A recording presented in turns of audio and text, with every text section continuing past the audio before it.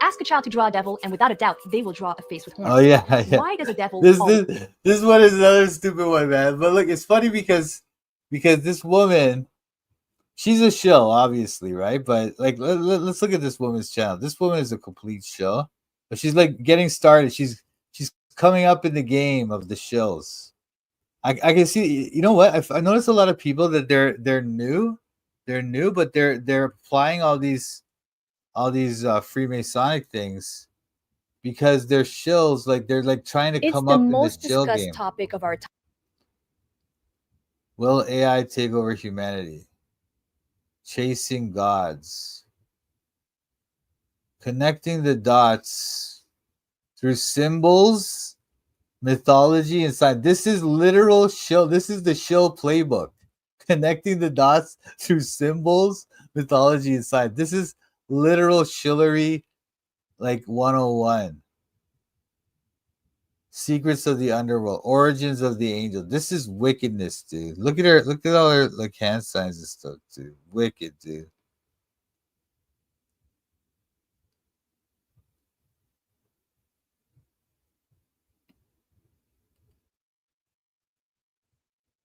Yin Yang philosophy. This channel's wicked, man. Anyway, let's watch this thing, the horns thing, because it's kind of interesting because of the horns thing.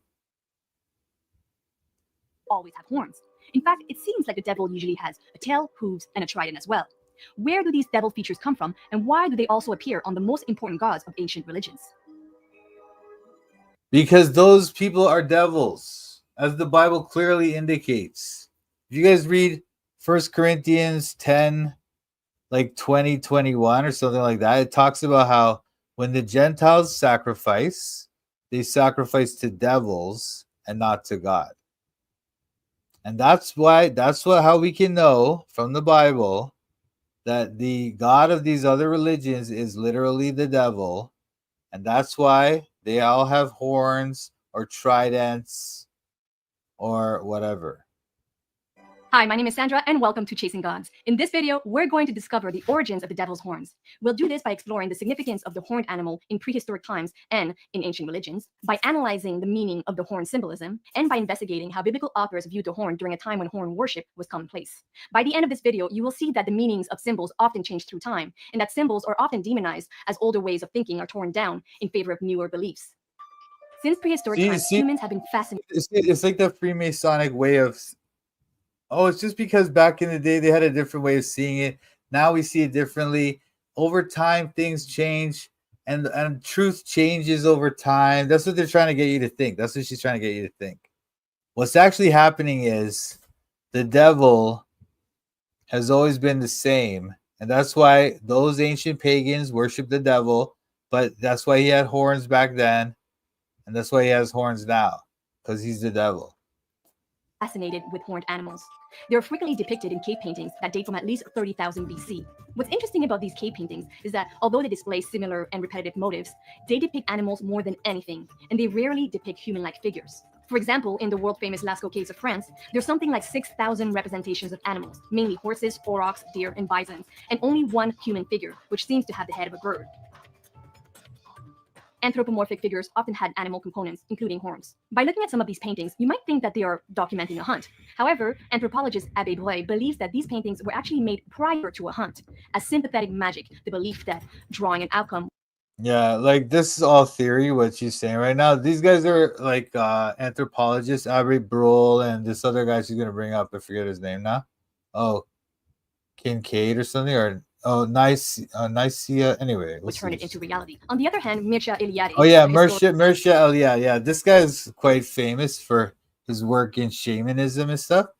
But all these guys are wicked like false teachers, you know. Of religion believes that these paintings were a shamanistic activity to connect to the spirit. Well, he may have been once. It says that he was beautiful. He was. I don't know if he still is. But he still does come disguised as an angel of light, though. The spiritual world. Whatever the reason, animals were of central importance to the primitive humans, providing key... Wait. Sorry. The angel of light thing, that's St. Paul, right? So, yeah, he comes disguised as an angel of light. Disguised. Now, the Bible does say he was beautiful in, for example, Ezekiel 28 and places like that. But whether like even Isaiah 14 kind of seems like he's some kind of like beautiful thing or something like that, right? But I don't know if he still is. Key source of food and clothing. Our ancestors would observe their behaviors and skills, most of which were inexplicable and unattainable. They were in awe of the animals. Early expert Joanne Westenborn believes that this fascination and curiosity eventually led to the worship of animals in organized religions. Animism is the belief that animals, places, and objects, You see what they're saying now? They're saying humans were just basically cavemen, right? Yeah, probably. Yeah, that's what I'm thinking. But what they're saying is that humans are basically just cavemen, right? And so they were fascinated by animals, and then they started to worship animals just because they're fascinated by them. But the Bible tells us exactly what happened. You can read Romans 1. It tells us that they denied God, and so then they started to worship the creature rather than the creator, and so they would make these like four-footed beasts and creeping things. Read Romans 1 at the end of the chapter. You'll see what I'm talking about. carry a spiritual essence. Wishing to emulate it, early humans named their children, clans, or family after an animal. That's what totems are about. And it's believed that all human cultures have gone through a period of totemism. Scientists Yeah, that's another thing they always try to say. These are, I don't know, many anthropologists regard that theory as well founded. The idea that almost all human societies went through totemism, because the thing is that what they can't explain, these anthropologists, right, is that practically every human society, every human culture, every tribal culture, all the thousands and thousands of cultures, right, they all have, like, for example, they all have religion. First of all, they all worship like these invisible spirit beings. They all have like sacrifice rituals. They practically all have, like, almost universally, they have sacrifice rituals. So it's like, why is that? Why would they sacrifice? Why is that the thing? Why would they even worship? Why would they worship invisible spirit beings? Why? Every single human culture all over the world, why? So they have to explain it by some kind of evolutionary thing, like it's evolutionarily advantageous to have a religion or something. That's what they have to do, right? But it's dumb. Scientist John Lubbock believes that this led to competition and preferences, which eventually turned into worship. The worship of horned animals was especially important to ancient civilizations, perhaps due to milk and domestication, a game changer that happened about 10,000 years ago. Milk offered a lot of nutritional calories and came from cloven-foot mammals such as cows, goats, sheep, donkeys, horses, and reindeer, most of which are prime contenders for domestication. Let's check out these different animals and their associated gods. Cattle were deified by many civilizations, including the ancient Egyptians, the Mesopotamians, and the Hindus. Let's take the female, the cow. Like humans, the cow carries her young in the womb for 9 months, and once born, the cow becomes very attached to it. In ancient Egypt, Hathor was a goddess of motherhood, milk, and fertility, and was depicted with cow horns and a sun disk in between. The bull is the male cow and is much larger and stronger. Bulls form a hierarchical organization based on their physical traits, including weight and size of the horns. In ancient Egypt, the sacred bull Apis was the embodiment of divinity, creation, and eternity. He was a son of Hathor and was represented by a real bull. High priests would search high and low to find the perfect looking bull, often having specific. The Yeah. sacred bull bulls form a Oh, hierarchical Apis, yeah, Apis from Egypt, right? organization based on their physical traits, including weight and size of the horns. In ancient Egypt, the sacred bull Apis was the embodiment of divinity, creation, and eternity. He was a son of Hathor and was represented by a real bull. High priests would search high and low to find the perfect looking bull, often having specific markings like a triangle on his forehead. Once this bull was A triangle, dude. You see that? They're looking for a bull with a triangle on his forehead. That's the like perfect bull for Apis. Wow, dude. found, Wicked. he would undergo a set of rituals and education. Apis was taken care of like a god. He was sacrificed to, used as an oracle, given time to roam and relax, and because he was associated with kingship, pharaohs would take ritual walks with him. The sacredness of the Egyptian bull echoes today's sacred cow in Hinduism. In the Hindu belief, the cow represents the mother and the sovereign of the universe. During festivals, cows undergo rituals as well. They're decorated, walked with, and praised to. Many states in India prohibit cattle slaughter. Cows are This is so wicked. I wish, like, Hinduism ruined that country, man. I swear to God. Absolutely ruined it. sacred because they nurture with their milk. Some Hindus believe that the cow's horns are a symbol of the gods. In ancient Mesopotamia, all gods are identified by horns, typically bull horns. Enlil, the master of the universe, he had horns. Enki, god of water, horns. Hadad, the storm god, horns. Tammuz, horns. Look how she thinks. Like she thinks this is like, oh well, they just have horns. That's just a thing. No, it's because they're the devil. You absolute idiot. How do you not understand this? These people are like, they're just trying to like, they're trying to make you think. Like that's the obvious explanation. The obvious explanation. All these pagan societies all over the world worship these horned gods. Okay, and then now in our modern post-Christian culture, the devil has horns, and it's because they, it's like so obvious, like if you just think about it. But they're just trying to explain away these things, so wicked, dude. Marduk, horns. The dragon he fights, horns, horns, horns, horns. Shills. Another horned animal that's been deified is the ram, the male sheep with curved horns. Sheep stay in a flock and maintain a hierarchy of dominance by competition among the rams. Typically, the bigger the horns, the higher the dominance. And it's the strongest ram who would mate with the entire group of ewes. In ancient Egypt, Ammon was a god who over the years became the chief of all gods and the embodiment of all of them. He was sometimes depicted as a ram. See, even that, you see how they do that? See how these people, these stupid people, right? Like, first of all, that's a hoof in her face, right? Because she's a devil worshiper. That's the first thing here. But like, see what these people do? They try to make a joke out of something that's very serious and very wicked. Like if you're really properly animal Christian, that's been deified is the ram, the male sheep with curved horns. Sheep stay in a flock and maintain a hierarchy of dominance by competition among the rams. Typically, the bigger the horns, the higher the dominance. The bigger the horns, the higher the dominance, right? So now she's gonna talk about how the biggest horn sheep are the one that wins the fights. He gets to mate with all the sheep, right? Then they make a joke out of it. And it's the strongest ram who would mate with the entire group of ewes.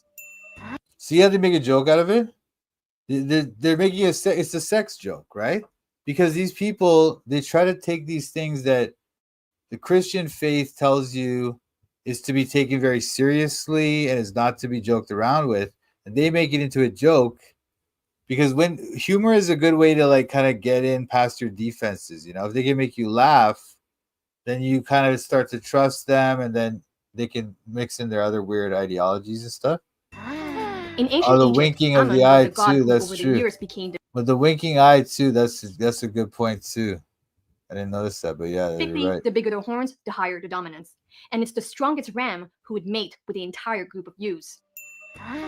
In ancient Egypt, Ammon was a god who over the years became the chief of all gods and the embodiment of all of them.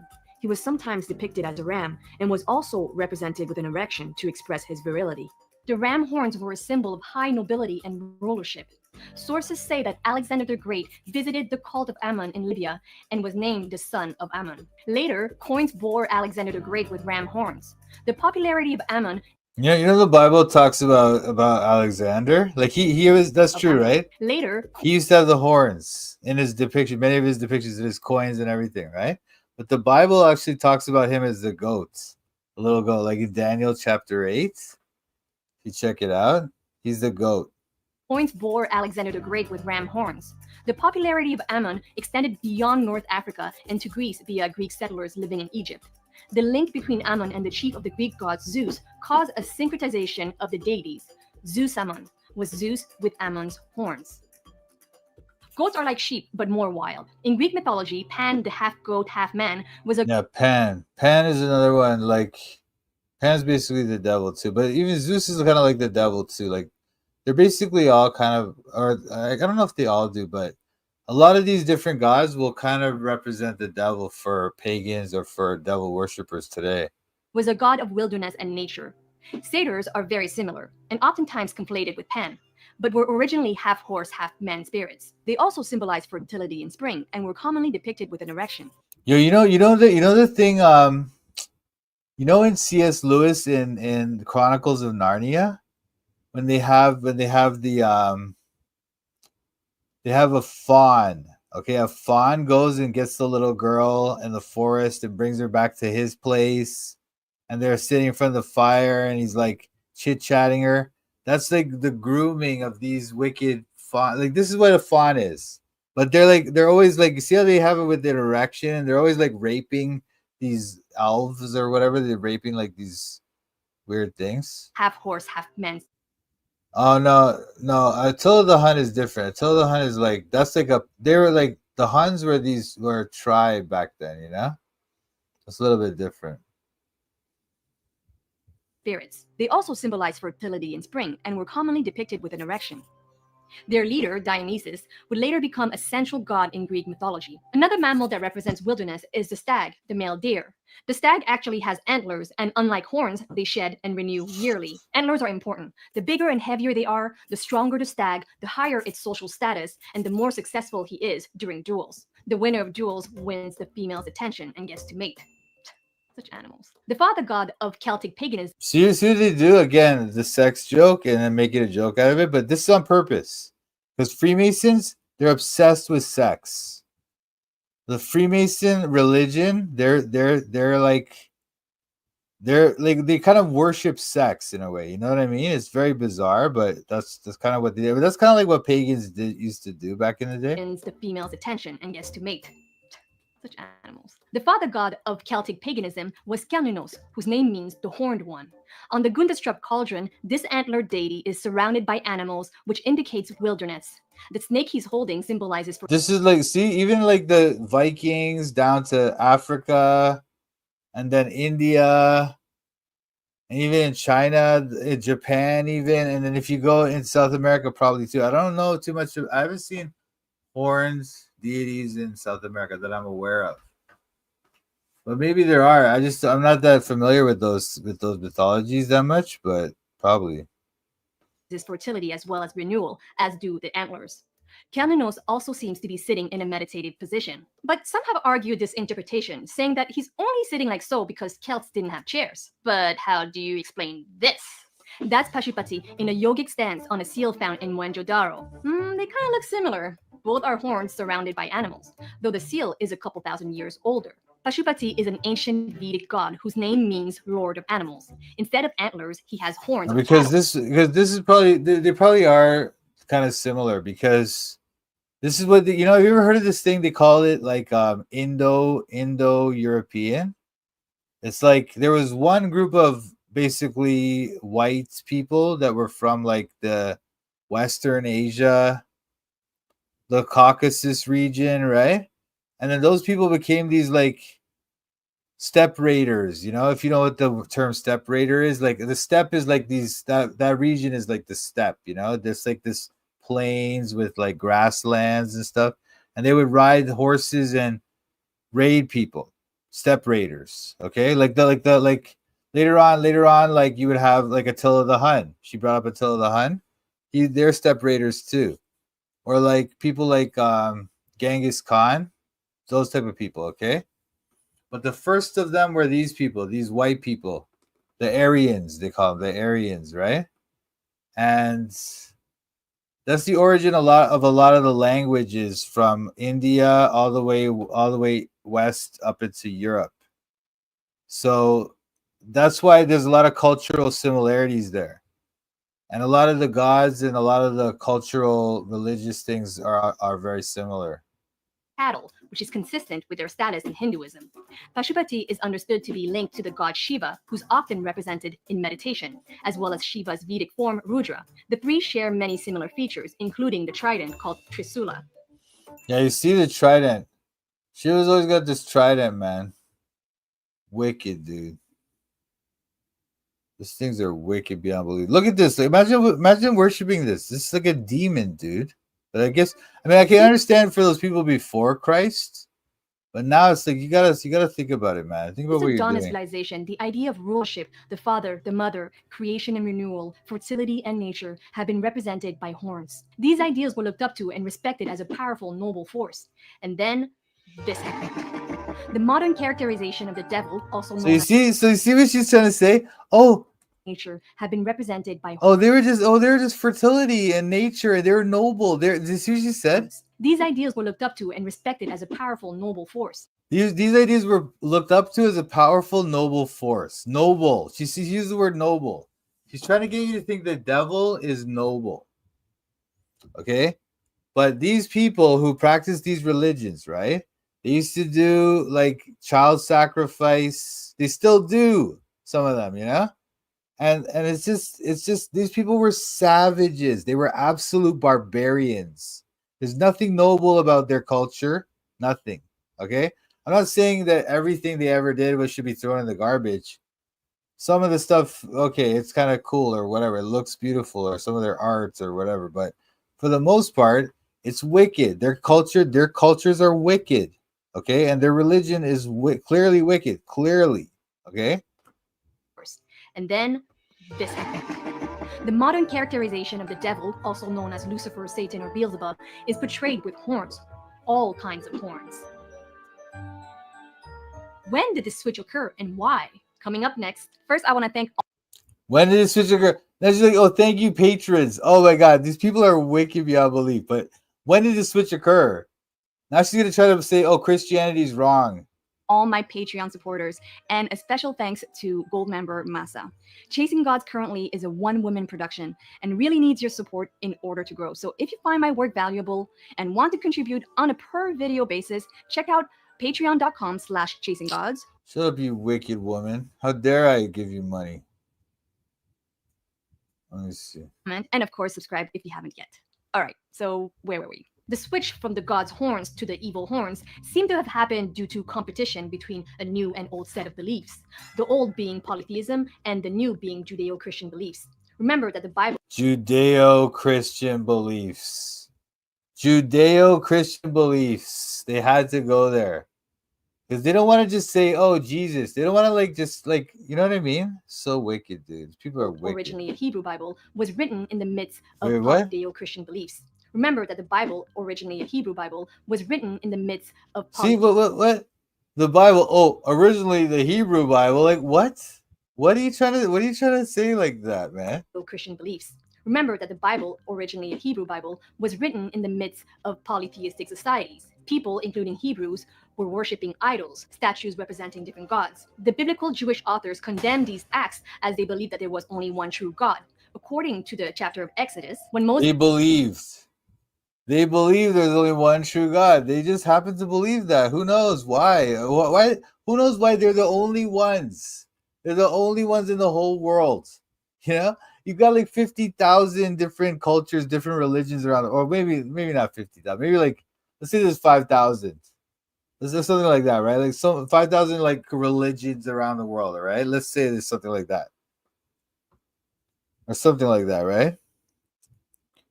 And how many of them came up with one God? One. Just one. And they all sacrifice to all their fake gods. They all do it. Only one has one God. Only one. And that's the one that said these horned gods are wicked devils. That's the one. The only one. Think about it, man. Just think about it. Moses led the Israelites out of Egypt. He was appalled to find that his people would make bull idols to pray and sacrifice to. After having spoken to his God, Moses came down from the mountain and presented to his people the tablets of 10 commandments. The first commandment was, "Thou shalt have no other gods before." They used to put horns on Moses. That's because of a bad translation. It's not because of Satanism or anything. Me. Those who disobeyed were severely punished.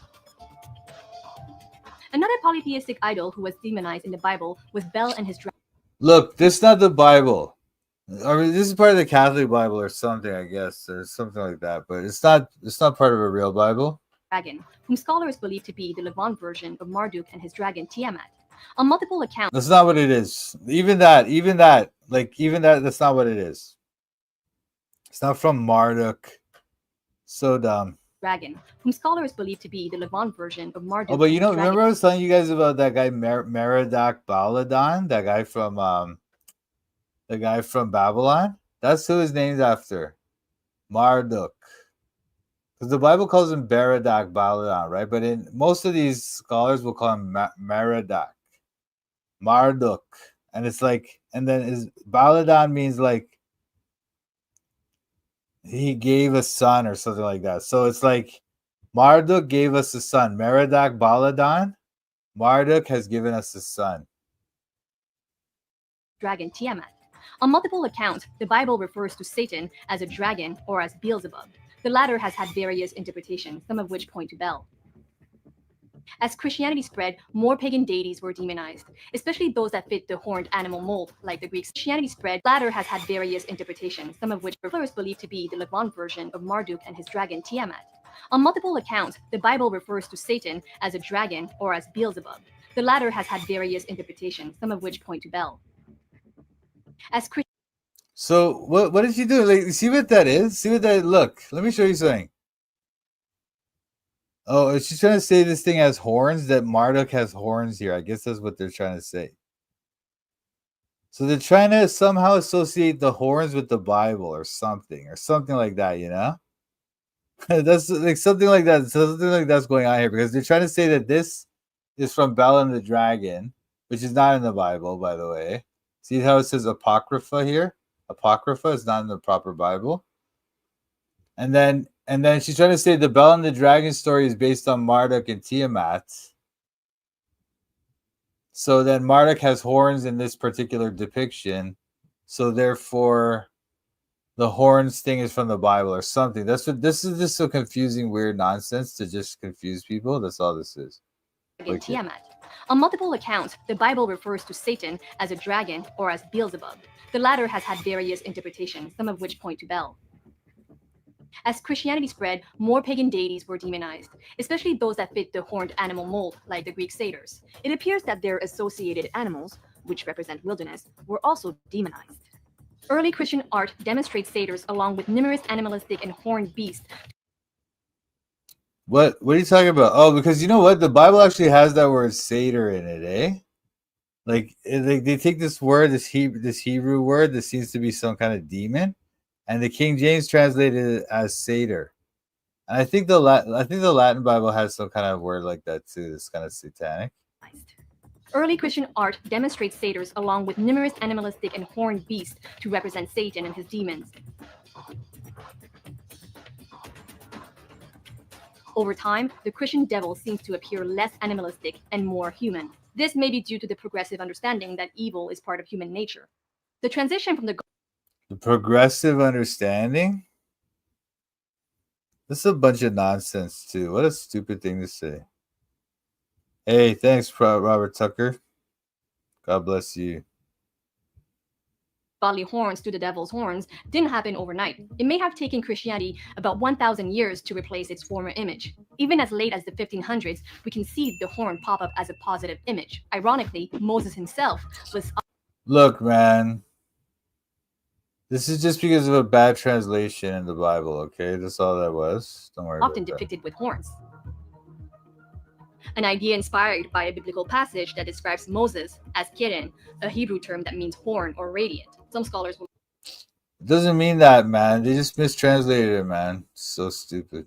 Like, that's just a translation mistake. But others are like, no, not a... What?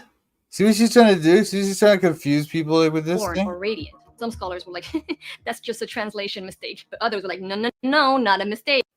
Wait. Did she do the Some scholars were like, that's just a translation mistake. But others were like, no. What's she doing with her hands here? Hold on. Let's look at her hands here for a second. This is weird, dude. I feel like she's doing some weird hand sign stuff right now. Others were like, no. Is she gonna try to do like one of these, like, it's like she's trying to do the devil horns with her hands, right? But she's not gonna fully raise the pinky. No.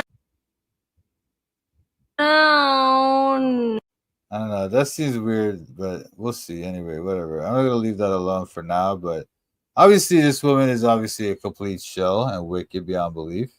Not a mistake. Bena Elish Mejuk of the Department of Jewish Studies at the Yeah, maybe not, but maybe they're just like trying to play subtle. But maybe whatever. Anyway, it doesn't matter. She's obviously a shell. I mean, it's quite obvious from even the other things. No, not a mistake. Bena Elish Mejuk of the Department of Jewish Studies at the McGill University writes in his 1988 thesis that the No, maybe she's good at it. Maybe she's good at hiding it. Like, like just raise the pinky just a little bit, just to make it like, just a little tiny bit, so that she knows what she's doing, and the devil knows what she's doing, or God knows, or whatever. But at the McGill University, writes in his 1988 thesis that the word horn was used as a metaphor to describe Moses' strength, authority, and glorification. No, man, it's Karen. It's Karen is like or Karan or something. It's like I think there's a couple meanings for Karan. It's not that that's all it was. It's not that it means anything else. By the end of the Middle Ages, horns had been crystallized as a feature of the devil as we know today. There have been attempts to revive the horn god. In the 19th century, the occultist Eliphas Levi created the image of Baphomet, a goat man sitting in a similar posture as the previous Pashupati and Kiernunos. Yeah, because obviously, what he's doing here, Eliphas Levi, when he drew this, what he's doing here is he's showing you that this is the same thing, because he knows that, because he's an actual devil worshipping wicked person who understands that these are all the same being.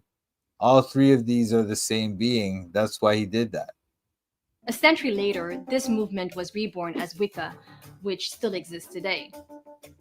However, it's still very much part of fringe society, and despite a good message, the mainstream world still associates small cults with Despite a good message. What are you talking about? Good message.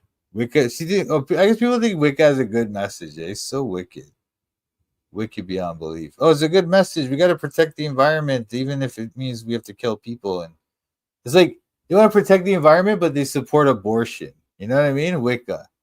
These wicked idiots. And despite a good message, the mainstream world still associates small cults with evil. Oh, wacko. Is it wrong that the horn symbol has changed? I don't think it's right or wrong. From godly with a capital G. She puts godly. Godly. Like I'm telling you, man, practically every single one of those cultures that she pointed out that have horned gods, they all choose to sacrifice living human beings to those things. Wicked beyond belief. These cultures are just complete savages, dude. Wicked. It's just part of a symbol's life. Symbols have many meanings in them. In fact, the horned animal can also symbolize malevolence and destruction. The horn is a Why? It doesn't work? Oh, maybe I don't know. Just maybe try I don't know. You can search up my name, Mike Sampat. You can search me up. tool of aggression, and its associated phallus may be creative and fertile, but it's also an instrument for rape. The majestic wildness of the horned animal is enchanting, but also destruction. Animal wrong that the horn symbol has changed? I don't think it's right or wrong. It's just part of a symbol's life. Symbols have many meanings in them. In fact, the horned animal can also symbolize malevolence and destruction. The horn is a tool of aggression, and its associated phallus may be creative and fertile, but it's also an instrument for rape. The majestic wildness of the horned animal is enchanting, but also dangerous. Animals have Well, that's the point. That's the point of it. Like Pan. Pan used there's tons of stories about Pan. They're rapists. Pan and those satyrs or whatever that she was talking about, those Greek ones, they're literal rapists. That's why we think they're devils, man. Anyway, these people don't understand anything, man. Wicked. wild instincts and impulses, including rage, fighting, and killing.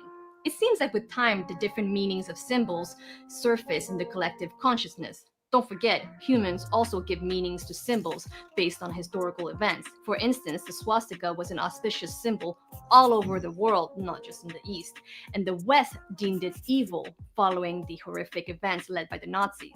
Ancient philosophers such as Plato believed that a state No, I think smart Westerners would already know that it's evil. The reason why they adopted this thing is because they were adopting these pagan views. Like if you look into Hitler and the what's they called the Thule Society in Germany at the time, or other like they're heavily into paganism, the Nazis, eh?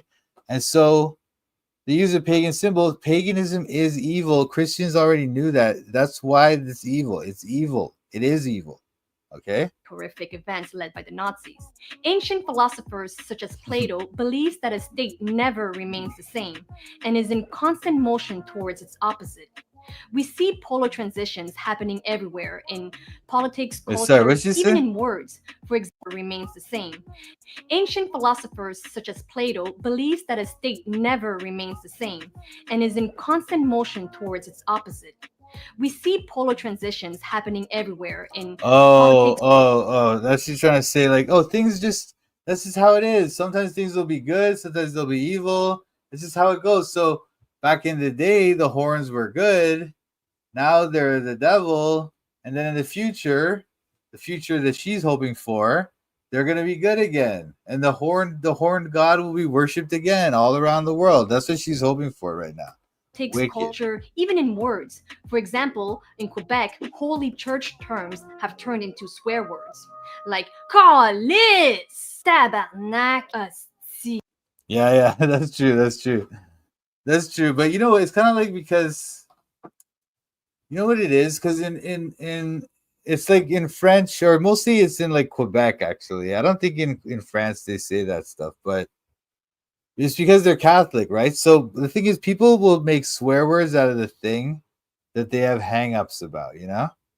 So Christians have hangups about sex. So we the swear word is the F word, right? And but in French societies around the world, they won't say that, so they'll say these kind of words like religious words. 'Cause they're always Catholic. They always had those were where their hangups were, you know. Swear words, like "calice," "tabarnak," "asti." The yin yang philosophy says that each state contains a seed of its opposite, and it's that First of all, why would she even say those swear words? Imagine somebody who was French was watching this. They'd just hear a bunch of swear words. So wicked. They're worshiping animals, and animals have animal instincts, putting animal instincts above humans. Yeah, that's part of it too. Yeah, they like the dichotomies of the yin yang thing. What is this? What is this, man? Religion made the Bible. Come on, bro. God made the Bible, dude. height of one state that its opposite seed starts to grow. For the godly horns, its height as a positive symbol would have been the period when the Bible See, was so now she's trying to explain. So now she's trying to explain the history of this symbol of the horns with the yin yang, which is also two horns, by the way. The yin yang is two horns. So she's using the devil symbol to explain the fact that the devil symbol has now become known and exposed as the devil, you know? being written. Now, with the Bible and Christianity in a dominant state, Yeah, that's true. Tabernacle is a tent. Yeah, that's true. It's also like a dwelling place, you know? Um, amen. polytheism and the horn symbol are at their most marginalized and demonized, being incorporated into the devil himself. Carl Jung had called the horn the symbol of duality, one of the savior as well. This is just basically like this whole Jungian way of explaining the world and all of this stuff. This is just their way of. It's all part of how they basically paganize our minds again. You know, the mind that the Western mind had been basically a Christian mind. You know, or Christian kind of rationality. You know, and then after the Enlightenment and stuff, people started turning back to this way of thinking again. And this is just what they're doing. They're just bringing back paganism because the pagans were they were smart, right? They were some of them were philosophers. They were very intelligent people, right? They're not idiots, right? So now this is just all it is. It's explaining their religion in an intellectual way so that you think it makes sense or whatever, you know, but it's dumb. Well as the adversary. By studying the history of the devil's horns, we've learned that time reveals the many meanings of symbols. Symbols, like planets, are always in motion. We are in motion too, constantly adapting the meanings we give to the symbols we use to describe our history, ideas, and beliefs. Thanks so much for watching, guys. Don't That was garbage. This woman is wicked, dude. This symbol is also wicked too. I don't know what this is. I mean, I was probably say it's like a mouse or something. I don't even know what that is, but just Look, this whole channel is wicked beyond belief. But even if you just look at her if you just look at her channel description, you'll see. Cuz like connecting the dots through symbols, mythology, and science. Remember that? That's just like Freemasonry. That's what that is. That's what Freemasonry does. It's so bad, man. Anyway, and she's got Carl Jung here. Carl Jung, the king of the heretics. Or he's like a polytheist, like weirdo mystic, you know? Anyway. Okay, okay, okay, okay. I'm studying the Bible in Toronto. I'm studying the Bible in Toronto. I'm studying the Bible in Toronto. I'm studying the Bible in Toronto. Studying the Bible with Mike, Sam, Pat.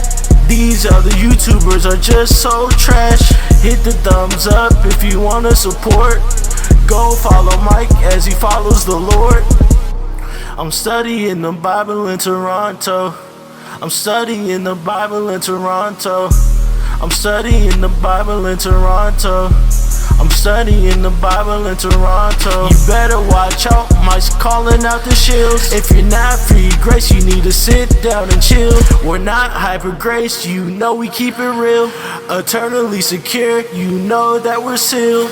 We don't back low, we're not workspace heretics. Mike's not in it for the money, trying to get a lick. They out here selling their souls for a couple clicks. Becoming Freemasons so they can't just get rich. I'm studying the Bible in Toronto. I'm studying the Bible in Toronto. I'm studying the Bible in Toronto. I'm studying the Bible in Toronto. Shout out to Mike, Sam, Pat. Check out his channel, Toronto Bible Study. Subscribe and like.